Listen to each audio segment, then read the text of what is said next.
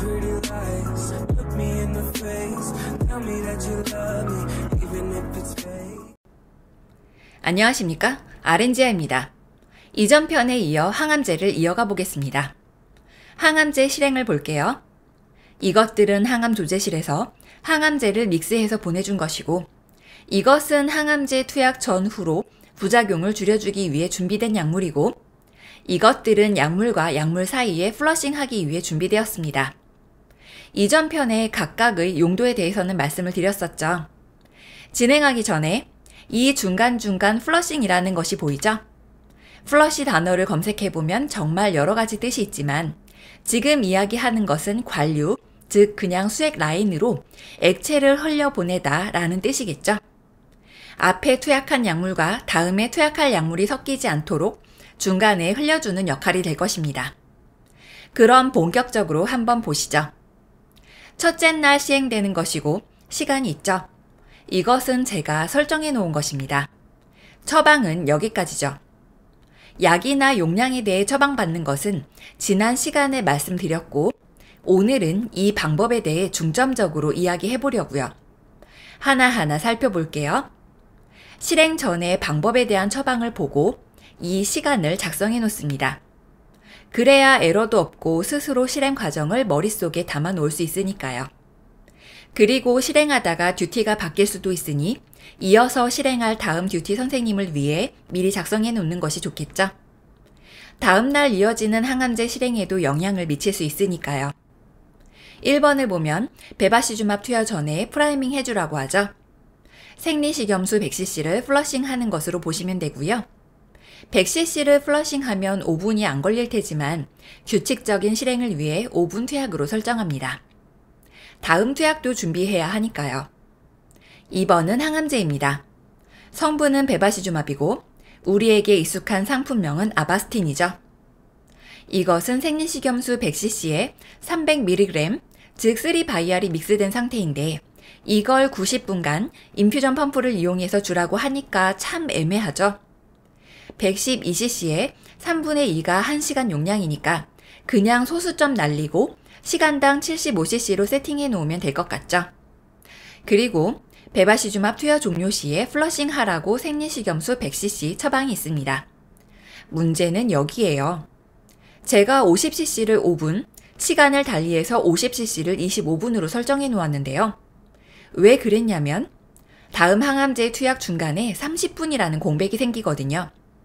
그럼 그 중간에 무언가를 계속해서 유지해야 하는데 다른 처방이 안 보이죠. 이때 저라면 의사한테 한번 물어볼 거예요. 30분 공백이 생기는데 유지용 셀라인을 줄 것인지 3번으로 처리할 건지요. 그런데 대부분 있던 것으로 유지하라고 하죠. 그래서 어차피 7, 8번이 동시 투약이니까 라인이 2개 연결이 되어야 하겠죠?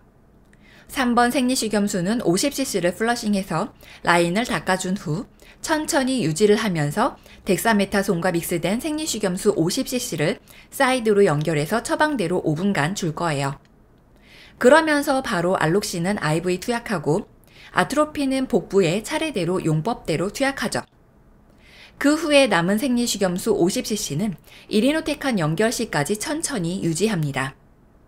이제 7, 8번을 동시에 투약하라는 처방이 있습니다.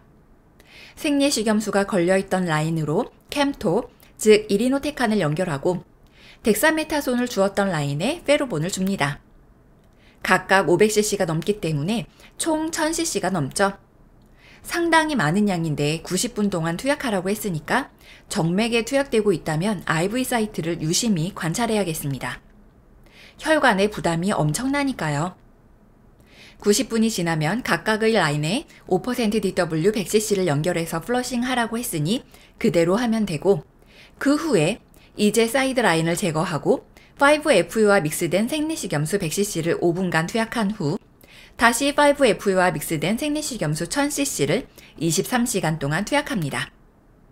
항암 조제실에서는 생리식염수 1000cc에 5FU 1956mg을 그대로 믹스해서 올 테니까 1039cc가 될 겁니다.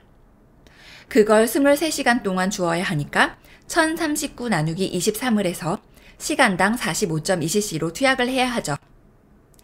자, 여기까지 간호사는 약 3시간 동안 환자에게 거의 붙어 있다시피 하면서 항암화학요법을 진행해야죠. 항암제 투약을 한 명만 진행하는 것이 아니죠. 제가 많게는 5명까지도 해봤는데요.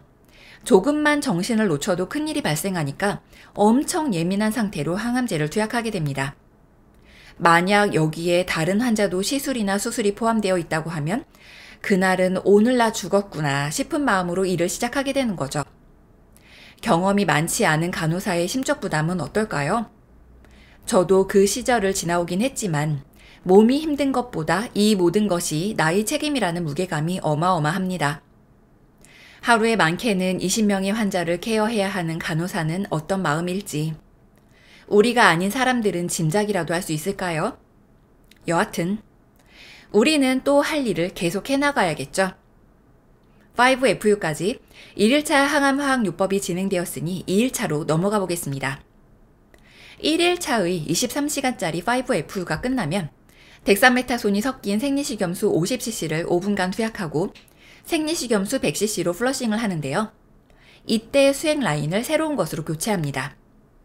그 후 다시 생리식염수에 5FU 1956mg이 믹스된 항암제를 23시간 유지하죠. 2일차가 완료되면 또다시 덱사메타손이 섞인 생리식염수 50cc를 5분간 투약하고 생리식염수 100cc로 플러싱을 합니다. 그리고 4일차에는 특이사항이 없다면 퇴원하는 날이 되겠죠.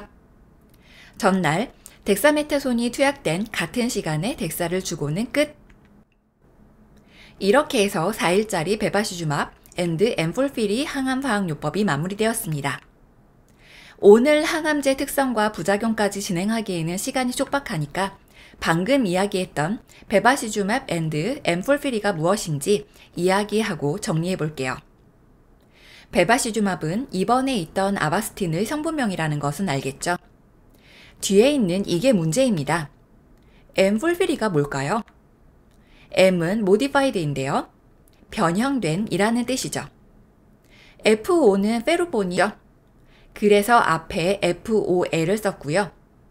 F는 5FU가 플로로라실인데 여기서 앞에 있는 F를 썼고 IRI는 캠토의 성분이 이리노테칸인데 여기서 IRI로 축약했습니다. 그래서 변형된 페로폰 5FU 캠토 항암화학요법이라는 뜻이 되겠습니다. 폴폭스도 있고 젤록스도 있고 폴피리녹스 등등 항암제의 암 이름을 따서 명칭하는 항암화학요법이 매우 많습니다. 그리고 간혹 폴폭스 2, 3, 4와 같이 뒤에 숫자가 붙어 다니는 것들이 있는데요. 이것은 지속적으로 투약하는 약물들의 용량과 기간에 따라 숫자가 붙게 되는 것이죠. 그리고 어주반트라는 말도 꼭 한 번은 보게 되실 텐데요. 이건 암의 재발 위험을 낮추기 위해서 보조적으로 시행하는 것이고 이것은 항암제뿐만이 아니라 방사선이나 표적 암치료와 같은 여러 가지를 의미할 수도 있습니다. 제가 그러했듯이 신규 선생님들은 처방만 봐서는 이게 무슨 뜻인지 그 어느 하나 알 수 없을 거란 생각이 듭니다. 지난번과 이번 편에 쉽게 풀어보려고 노력하는 것임에도 불구하고 무슨 말인지 멘붕 오는 분들도 많겠죠. 대학에서 알려주는 것도 아니고 병원에서 입사해서 외울 것도 할 것도 많은데 이러한 외계어 조합하는 방법도 알아야 하니 갈수록 태산이죠. 여러 가지 한 치 앞도 보기 어려운 우리 상황과 자꾸만 더 큰 무게만 얹어주는 요즘의 시대의 간호사는 너무 어렵습니다. 조금이라도 깊이 들여다보고 이유를 알면 답이 나올 텐데요. 눈과 귀를 닫고 이용하려고만 하는 사람들이 문제죠. 자꾸 우리에게 책임감을 더 얹어주려고 하지 말고 덜어줄 고민을 조금이라도 한다면 잠자고 있는 그 많은 면허증이 다시 세상빛을 보게 되지 않을까요? 그럼 오늘은 여기까지 하고요. 이만 들어가 보겠습니다. 오늘 하루도 무사히